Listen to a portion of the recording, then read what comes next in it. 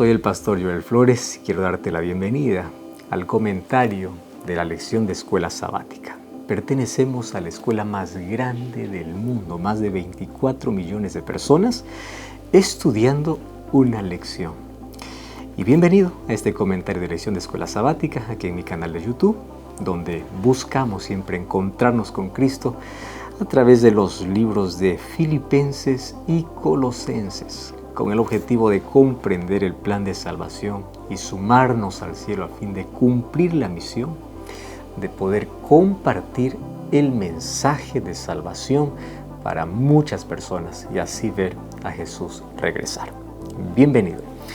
Hoy ya nos corresponde la lección número 5. Y la lección número 5, el título es Brillar como luces en la noche. Vamos al texto principal de la lección de esta semana. Filipenses capítulo 2, versículo 14 y versículo 15. El texto bíblico dice así: Haced todo sin murmuraciones y contiendas, para que seáis irreprensibles y sencillos, hijos de Dios sin mancha, en medio de una generación maligna y perversa, en medio de la cual resplandecéis como luminares en el mundo. ¡Qué extraordinario texto! En este texto Pablo une dos ideas que a veces no acostumbramos relacionar: el carácter interno y el testimonio externo.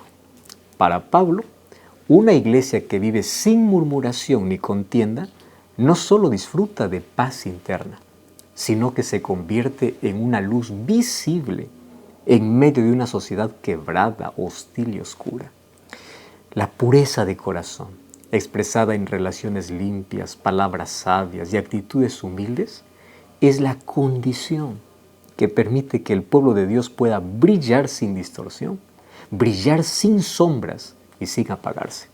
En otras palabras, el mundo no ve a Cristo solo por lo que predicamos, sino por cómo tratamos a los demás, cómo respondemos a los conflictos y cómo nos cuidamos mutuamente.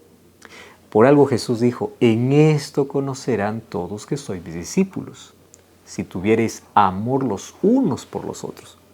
Y ese es justamente el tema que estudiaremos esta semana.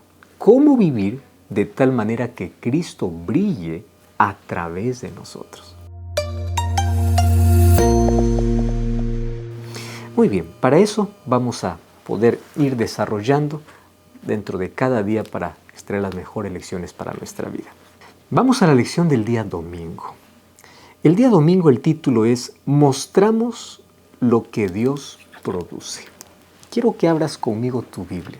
Filipenses capítulo 2, versículo 12 y versículo 13. Tras presentar a Cristo como ejemplo y la cruz como el camino de salvación, Pablo se centra ahora en la aplicación de ello a la vida. ¿Cómo es que esto se aplica? Entonces, lee conmigo, Filipenses 2, 12 y 13. Dice así: Por tanto, amados míos, como siempre habéis obedecido, no como en mi presencia solamente, sino mucho más ahora en mi ausencia.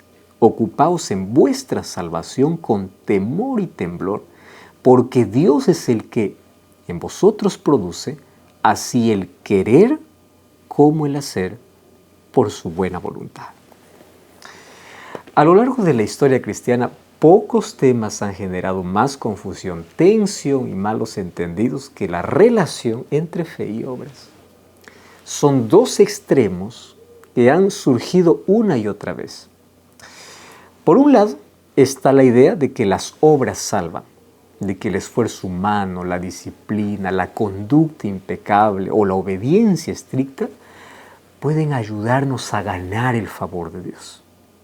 Este camino produce orgullo, autosuficiencia espiritual en muchísimas personas y también desesperación en otras. Y en el extremo opuesto está la otra idea, muy popular, de que la gracia cubre todo. Por lo tanto, el estilo de vida no tiene consecuencias espirituales. Es la mentalidad de que mientras uno tenga algún tipo de fe emocional, ya no importa nada más. No importa cómo hables, no importa cómo trates a los demás, no importa qué hábitos cultives o qué decisiones tomes o qué pecados sabrás, porque al final la gracia cubre todo. Y para ti, ¿cuál de las dos posturas es correcta? Si tú dijiste la primera, estás en un error. Y si dijiste la segunda, también estás en un error. Entonces, a continuación, vamos a responder dos preguntas. La primera es, ¿por qué es importante que entendamos bien la doctrina de la salvación? Y la segunda es, una vez comprendida correctamente la doctrina de salvación, ¿cómo entendemos la cuestión señalada por Pablo de ocuparse de la salvación con temor y temblor? Porque es lo que dice el texto bíblico. Bueno, vamos con la primera. Es importantísimo entender la doctrina de la salvación, porque si no caemos en un sinfín de creencias falsas que te pueden estar alejando de Dios en este momento. Hay mucha gente que está lejos de Dios, incluso yendo a la iglesia. Así que te mencionaré los 7 ejemplos más clásicos con los que me encuentro todo el tiempo.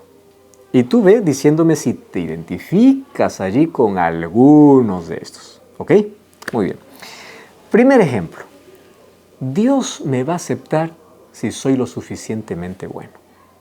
Por eso tanta persona cae en pecados, se siente indigna y dice yo no merezco nada. Esta persona vive en un ciclo de culpa y autoexigencia. Cada fracaso parece una condena y cada pecado parece un motivo para alejarse de Dios o esconderse de Dios. Entonces esa persona termina agotada, sintiendo que nunca va a alcanzar aquel estándar para recibir el favor de Dios. Y poco a poco se va alejando. ¿Por qué? Porque ya no tiene fuerzas. Dice, no, yo ya intenté, ya fracasé, no puedo más. Así que yo no quiero vivir esta hipocresía. Para vivir así, mejor me retiro, salgo completamente. Vamos al segundo ejemplo. El segundo ejemplo es, si es que fallo, Dios me desecha. Aquí nace el miedo constante. La fe se convierte en una ansiedad espiritual. Oré lo suficiente, obedecí lo suficiente. Y la persona deja de ver a Dios como Padre y comienza a verlo como un juez severo, cruel. La consecuencia es una relación frágil, marcada por el miedo, no por el amor. Mucho cuidado con ese concepto. Hay un tercer concepto. Dios solo bendice a aquellos que no fallan. Así que yo no merezco, si es que me va mal es porque estoy mal con Dios. Así que porque Dios bendice solamente a los que no fallan. Y hay personas que relacionan obviamente el bienestar y la prosperidad con la bendición de Dios. Bueno, quien cree esto interpreta cada dolor, cada enfermedad o cada crisis como castigo. Siente que Dios siempre le está castigando, que Dios ya no lo escucha, que perdió el favor de Dios. La aflicción, en lugar de acercarla a Dios, lo empuja a la amargura y a ir en contra de Dios. Existe un cuarto ejemplo. Dios me salva, pero yo debo mantenerme salvo por mis obras. Vive en un cristianismo de rendimiento. Si le va bien espiritualmente, se siente orgullosa. Si le va mal, se hunde. Esa montaña rusa emocional termina finalmente agotando, desanimando incluso a los más disciplinados. Existe un quinto ejemplo y un quinto concepto. Dios me entiende, así que ya no importa cómo viva. Dios entiende todo. Esta persona usa la gracia como excusa para seguir siendo la misma, para no cambiar. Cree que obedecer es religiosidad y que el estilo de vida no afecta la relación con Dios. Entonces, poco a poco, su conciencia se endurece y la fe se vuelve superficial, sin profundidad y sin fruto. Un sexto ejemplo, un concepto más. Mientras tenga fe, da igual si sigo el mismo pecado. En este caso, la persona confunde la paciencia de Dios con la aprobación de Dios. Y con el tiempo, pues pierde la sensibilidad espiritual, evade la confrontación y termina alejada del carácter de Cristo. Y el último ejemplo. Dios ya se cansó de mí. Esta mentira nace cuando alguien cayó demasiado hondo y repitió el pecado muchísimas veces. O siente que lastimó a Dios más allá de aquello que Él pueda perdonar. Eso produce distancia, vergüenza, silencio espiritual y una sensación profunda de abandono. Y sobre todo la falsa idea de que nosotros definimos, obviamente, el límite de la gracia. En otras palabras, si yo digo, la gracia me alcanza solo hasta aquí, yo ya fui más allá, la gracia ya no va para allá. Yo estoy definiendo hasta dónde me alcanza la gracia. Tú ya te identificaste con algunos de estos ejemplos. Tú logras ver el peligro de una mala comprensión de la salvación y cómo una doctrina que se supone que es la más conocida, también es la menos entendida. Bueno, ahora que entendimos el por qué, podemos avanzar con la siguiente pregunta. ¿Cómo entendemos el texto señalado por Pablo cuando dice que necesitamos ocuparnos de la salvación con temor y temblor? En este texto de Filipenses 2, 12 y 13, Pablo está describiendo el misterio glorioso de la vida cristiana. Dios obra en nosotros y por eso nosotros podemos obrar. Nuestra obediencia no es la raíz de la salvación, es el fruto. No es el precio para comprar el favor divino, es la evidencia de que el favor divino ya nos alcanzó. No es un intento de suplir lo que Cristo no hizo, sino la manifestación de lo que Cristo ya hizo en nosotros. Pablo no quiere que trabajes para tu salvación, eso sería negar la cruz, sino que trabajes desde la salvación que ya recibiste, permitiendo que la gracia que te salvó también te transforme. Esta es la tensión gloriosa del Evangelio. La salvación es completamente por gracia. Sin embargo, esa gracia produce una vida de obediencia. Esa gracia produce una vida que lucha, que persevera, que se rinde continuamente a Dios. Y así entendemos a Pablo, no como una invitación a confiar en nuestras obras, tampoco como permiso para poder ignorarlas, sino como un llamado a vivir una fe tan real, tan viva y tan gobernada por Cristo, que inevitablemente produce frutos para su gloria por el poder del Espíritu Santo. Ahora, hoy, si reconociste alguna mentira que te ha mantenido lejos de Dios, o si entendiste por primera vez que la gracia que salva también transforma, entonces es el momento de tomar una decisión. Dios ya está obrando en ti. Él está poniendo el querer y el hacer. Pero Él no forzará tu respuesta. Él te invita a levantarte, a volver a Él, a caminar una fe viva que da fruto, porque Cristo vive en ti. Así que, si escuchas su voz, no endurezcas tu corazón. Así dice el Señor.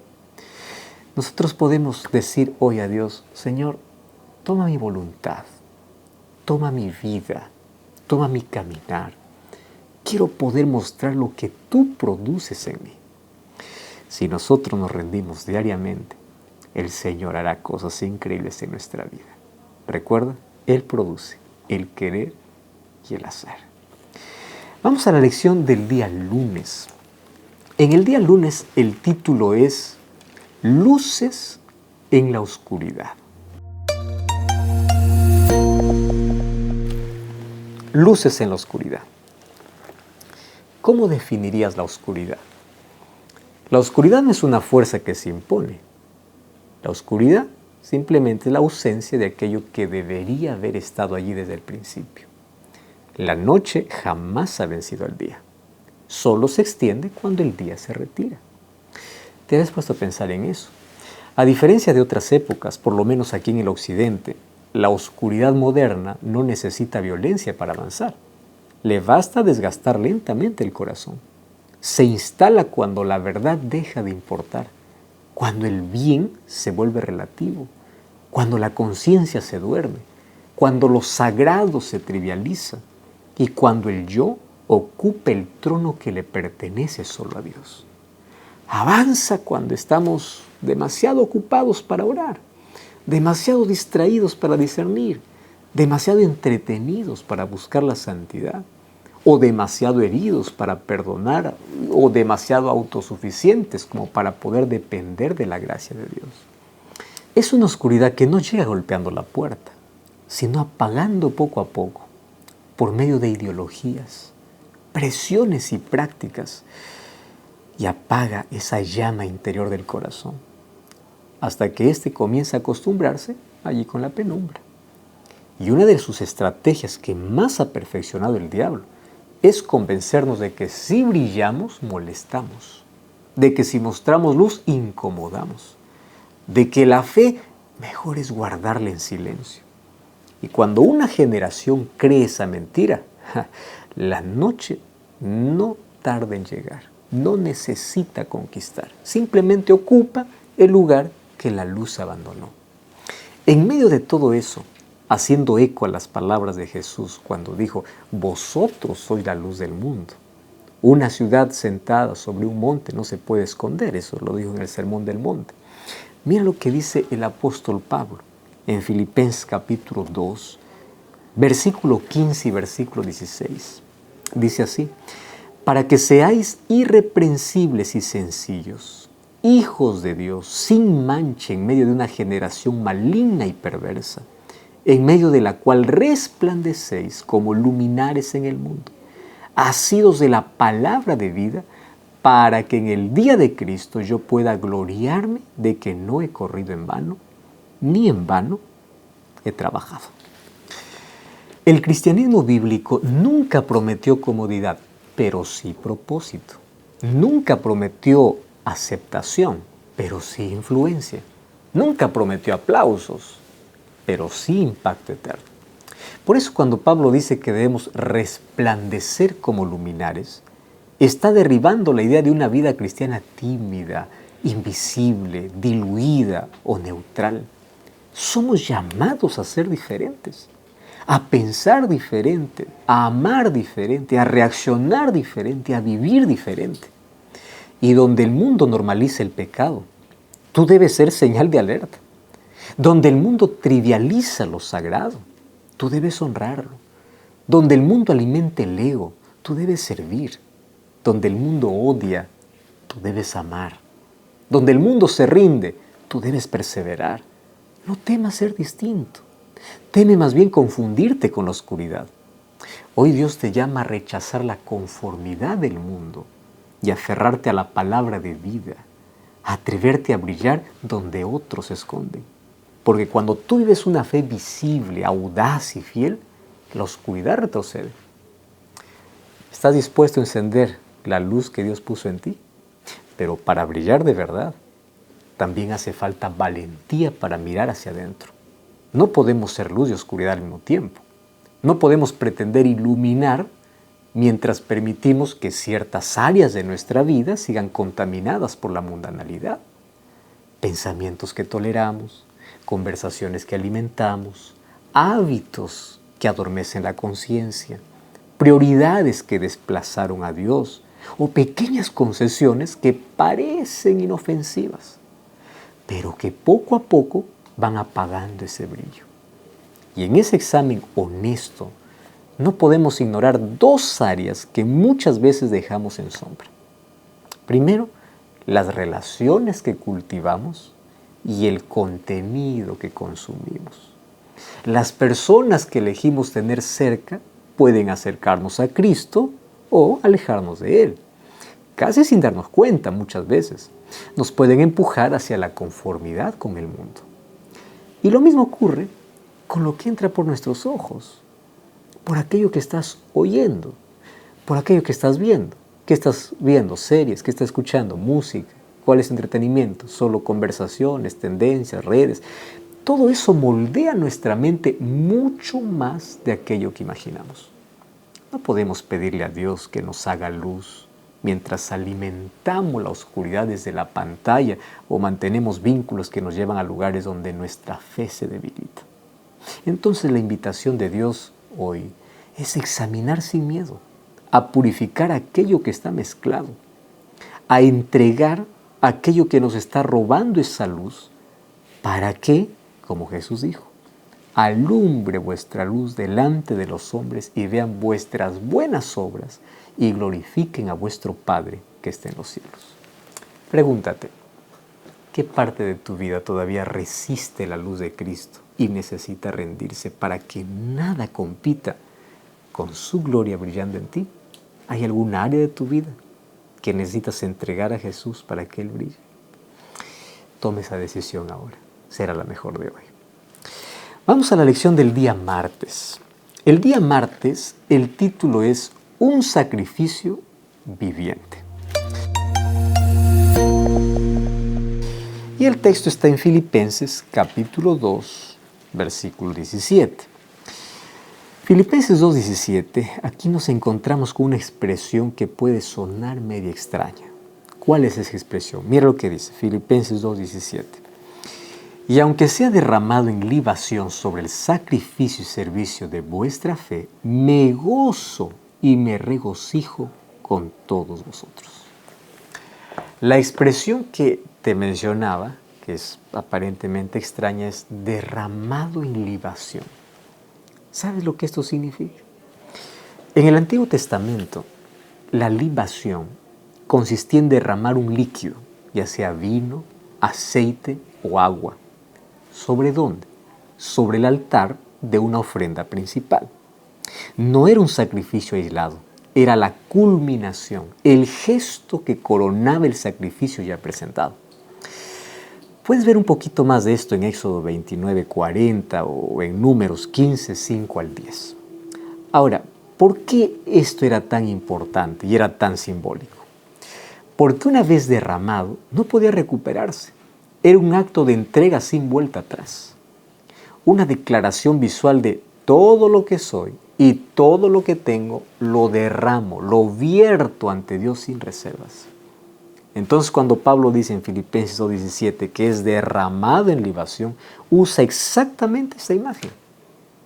Su vida no es simplemente dada a Dios, sino que es vertida hasta la última gota sobre el sacrificio de fe de los creyentes. No lo ve como tragedia, sino como privilegio. En 2 Timoteo 4:6, él repite esa misma metáfora. Su muerte y su vida entera, dice que está siendo derramada como vino sobre el altar del sacrificio o del servicio cristiano. Ahora, conectado con Romanos capítulo 12, verso 1 y 2, la idea aquí se amplifica. Ya no se trata de un acto puntual, sino de una existencia completa colocada sobre el altar. Porque en Romanos 12, ¿qué cosa dice? Que nosotros necesitamos ser un sacrificio vivo. Es decir, vivir en modo libación. ¿Qué significa eso? Cada decisión, cada renuncia, cada acto de obediencia es derramado delante de Dios. Entonces, así, derramar la vida para Dios, entregar la vida con Dios sin reservas, es adoptar la lógica de las ofrendas antiguas, una entrega irreversible, pero también era visible, intencional, total, hecha no por obligación, sino como expresión consciente de adoración. Es vivir sabiendo que no queremos conservar nada en algún depósito. Todo le pertenece al Señor. Yo le entrego todo, completamente a Él. Y esta idea de derramar la vida para Dios es algo que vemos en la forma de pensar de los primeros cristianos. Ellos entendían que su fe no era sentarse a escuchar un sermón o participar de un programa.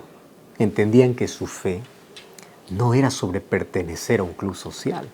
Al contrario, la entendían como una entrega total, semejante a la libación antigua, que abarcaba toda su existencia.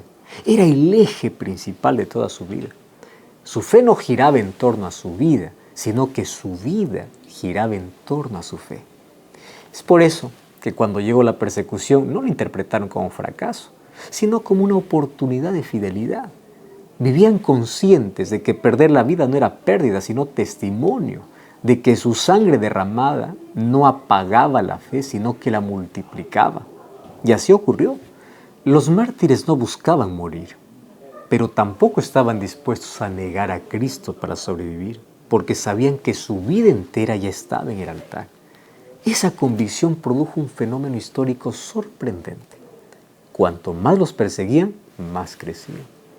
Las ejecuciones públicas que buscaban intimidar se convirtieron en sermones involuntarios. La valentía de los creyentes generaba preguntas, atraía multitudes y despertaba hambre espiritual en una sociedad cansada del vacío moral del imperio. Es por eso que Tertuliano, un teólogo cristiano del siglo II y III, pudo decir con mucha razón: la sangre de los mártires era como semilla. Cada vida derramada encendía otras. Cada muerte inspiraba conversiones. La expansión exponencial de la iglesia primitiva no vino por estrategias humanas, sino por hombres y mujeres que estaban dispuestos a hacer un sacrificio viviente. Si Jesús te preguntara hoy, ¿cuánto estarías dispuesto a sacrificar por el reino de Dios? ¿Qué responderías realmente? ¿Perderías comodidad, reputación, tiempo, oportunidades profesionales, hábitos que te gustan, relaciones que te arrastran lejos de Cristo o incluso planes que has protegido por años? La medida de aquello que estás dispuesto a perder expone la medida de cuánto Cristo ocupa realmente en tu vida. Tu respuesta a estas preguntas de reflexión no te condena, pero sí te confronta, porque revela si para ti la fe es el centro o solo un accesorio, si Cristo es Señor o simplemente una inspiración, si vives para el reino o para tu propia agenda. La pregunta no es qué dices con palabras, sino qué estás dispuesto a soltar. Allí, en esa honestidad, Dios comienza a transformar. Entonces es el momento de decidir si seguirás aferrado a lo que te sostiene a la tierra o si entregarás todo para caminar con aquel que puede sostenerte por toda la eternidad. Vamos a la lección del día miércoles. El día miércoles, el título es Un carácter probado. Sabes que todos los días, cada circunstancia que se nos presente es un escenario donde lo que realmente somos sale a la superficie. Circunstancias que no dependen de preparación previa ni de un ambiente controlado, llegan sin avisar y exponen nuestro carácter. Por eso, estos momentos, aunque incómodos, funcionan como diagnósticos del corazón, porque muestran en segundos lo que días de apariencia pueden ocultar. Y Timoteo había pasado esa prueba. Timoteo aparece en el Nuevo Testamento como uno de los colaboradores más cercanos y queridos de Pablo, casi como un hijo espiritual formado en medio del ministerio y las pruebas, criado desde niño en las Escrituras por su madre Eunice y por su abuela Loida. Pablo lo toma bajo su cuidado y lo discipula. Así en Filipenses 2, 19 al 23, le dice a los filipenses que aunque él no puede ir en ese momento porque está en prisión, enviará a Timoteo, que es un hombre cuyo carácter había sido probado, a tal punto que Pablo afirma de él en el versículo 20, que a nadie tengo del mismo ánimo y que tan sinceramente se interese por vosotros. Y esto nos lleva a la pregunta, ¿podría decirse lo mismo de ti y de mí? Podría decirse, Joel es un hombre de carácter probado, Silvia, una mujer de carácter probado, Ricardo, un hombre de carácter probado. Qué pregunta, ¿cierto? Ahora, para que eso suceda, primero tenemos que cambiar las narrativas que creemos sobre la vida. ¿Por qué? Veamos lo que dice Filipenses capítulo 2, versículo 21. Dice así, porque todos buscan lo suyo propio, no lo que es de Cristo Jesús. Aquí está la clave. Pablo está diciendo que quien vive para lo que es de Cristo Jesús no se mueve por la conveniencia, sino por la obediencia. No busca comodidad, sino formación. No aspira a lo terrenal, sino lo eterno. Entiende que los problemas, las dificultades, las crisis, las pérdidas, las renuncias y las tensiones de la vida no son un problema que Dios debe resolver si quiere que yo siga siéndole fiel, sino el lugar donde el barro es moldeado por el alfarero y el oro es refinado por el orfebre. El que busca lo suyo propio, como dice el texto, pues persigue lo que la cultura nos ha vendido como la buena vida. Interpreta cualquier dificultad como una injusticia y cualquier renuncia como una amenaza a su bienestar. Pero el que vive para Cristo mira las mismas circunstancias y pregunta, ¿qué quiere formar Dios en mí? Piensa en los amigos de Daniel. No dijeron, sácanos del horno para seguir creyendo, sino ellos dijeron, aunque no nos libre, igual nosotros no nos inclinaremos. ¿Logras ver esa diferencia de mentalidad? Es por eso que mientras muchos viven centrados en sí mismos, solo quienes buscan lo que es de Cristo en vez de lo suyo propio, desarrollan un carácter que perdura y transforma. La presión continua en medio de las crisis familiares, problemas de salud, dificultades financieras, luchas internas, cargas emocionales o situaciones que no cambian rápido, revelan nuestras verdaderas motivaciones y prioridades, pero también abren espacio para que Dios trabaje donde nosotros no podemos. Cuando no hay salida humana, aprendemos humildad. Cuando no hay explicación clara, aprendemos confianza. Y cuando no vemos resultados inmediatos, aprendemos perseverancia. Las dificultades enseñan lo que la comodidad nunca podría enseñar. Pero no solo se trata de las grandes situaciones, sino de las molestias cotidianas. Esas pequeñas fricciones que la mayoría preferiría ignorar, que son oportunidades silenciosas de transformación. El tráfico, el comentario sarcástico, la espera injusta, la tarea repetitiva, todo eso pone el interior de quien está dispuesto a aprender a vivir con paciencia y dominio propio. No se trata de sentir menos, sino de elegir mejor. Por eso cada provocación, cada dificultad y cada molestia son más que interrupciones, son herramientas divinas. No solo prueban quién eres, sino que construyen quién serás. Cuando respondes con mansedumbre, firmeza, paciencia o fe, así como Pablo destaca del joven Timoteo, estás permitiendo que Cristo se forme en ti. Tu carácter crece no cuando todo sale bien, sino cuando, aún sin gustarte, eliges reflejar a Jesús allí donde antes solo respondías desde tu humanidad. No sé lo que estás pasando hoy, pero sí sé que tienes una elección delante de ti. Puedes permitir que esta situación te acerque más a Dios o dejar que el enemigo lo use para destruirte, para alejarte. Puedes buscar lo tuyo propio o buscar lo que es de Cristo. Esa decisión no solo definirá el tipo de persona en la que te convertirás aquí, sino también el tipo de carácter que llevarás a la eternidad. Porque lo que eliges en medio de la prueba revela hacia dónde realmente tú estás caminando. ¿En qué dirección estás caminando? Vamos a la lección del día jueves. El día jueves el título es Estimen a los que son como Él. Epafrodito era miembro de la iglesia de Filipos. Era un siervo fiel. Fue enviado por su iglesia para ayudar a Pablo mientras estaba preso en Roma. Eso lo encontramos en Filipenses 2:25. Y en Filipenses 2:25 al 30, Pablo describe a Epafrodito con 3 títulos que revelan su grandeza espiritual. Número 1, hermano, alguien con quien Pablo compartía fe profunda y una vida cristiana real. Número 2, colaborador, no un ayudante secundario, sino un compañero de misión en igualdad de entrega. Y número 3, compañero de milicia, quiere decir un guerrero espiritual, alguien que luchaba hombro a hombro en el avance del Evangelio. Además se destaca por varias cualidades: entrega sacrificial, o sea, arriesgó su vida al punto de casi morir por servir a Pablo. Lealtad, porque no abandonó su misión aunque la tarea era muy dura y peligrosa. Humildad, porque no buscaba reconocimiento, solo quería servir. Por todo esto Pablo afirma ahí en el versículo 29, recibidle pues en el Señor con todo gozo y tened en estima a los que son como Él. No porque buscar aplausos, sino porque su vida revela el tipo de discípulos que edifican la iglesia y expanden el Evangelio. La pregunta a la que nos lleva esto es, ¿podría decirse lo mismo de ti y de mí? Tú sabes que el nombre Epafrodito proviene de la diosa griega Afrodita y significa algo como perteneciente a Afrodita o a favor o favor de Afrodita.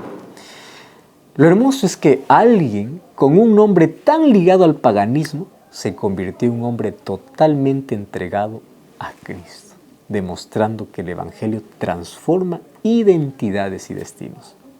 Y al igual que lo hizo con él, el Evangelio también puede transformar tu identidad y destino. Pero esa obra no avanza sin tu rendición diaria. ¿Qué te impide entregarte por completo a la edificación y expansión del Evangelio, allí donde Dios te colocó? Tal vez el miedo, la comodidad, la comparación, la búsqueda de aprobación o la idea de que tu vida ordinaria no tiene impacto espiritual.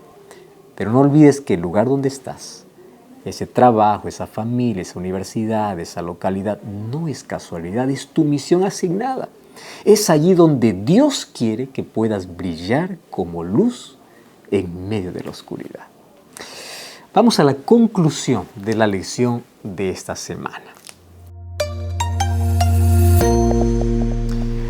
La cita del día viernes de Elena de White en el libro Testimonios para la Iglesia, tomo 5, páginas 76 y 77, me parece la mejor manera de cerrar.